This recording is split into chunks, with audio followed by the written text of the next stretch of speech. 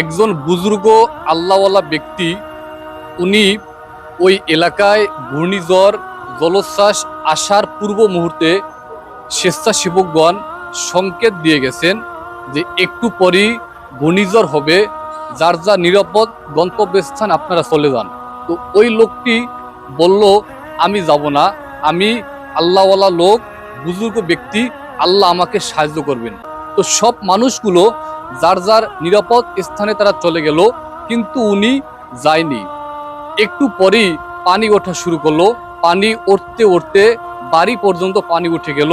তো সব মানুষগুলো যার যার মতো করে তারা গন্তব্যস্থানে যাচ্ছে, উনি যাবে না। উনি শুধু একটা কথাই বলে, আল্লাহ আমাকে সাহায্য করবে। এরকম করতে করতে একটু পরে পানি হাঁটু সমান উঠে গেছে বাড়ির উপরে। তো মানুষ নৌকা নিয়ে যাচ্ছে গন্তব্যস্থানে, উনি যাবে না, উনি বলতেছে আল্লাহ আমাকে সাহায্য করবেন। এরকম করতে করতে একটু পরে পানি কোমর সমান উঠে গেল।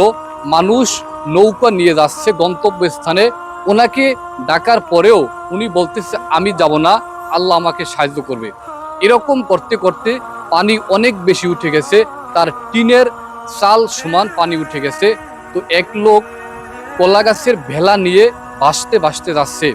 ওনাকে বলতেছে, মুরব্বী আপনি আমার সাথে ভেলায় আসেন, আপনি তো একটু পরে মারা যাবেন। উনি এখন বলতেছে, আসলে আমি তো একটু পরে মারা যাব, আমার তো যাওয়া উচিত। তারপরে উনি ভেলায় ভাসতে ভাসতে তারপরে গেল।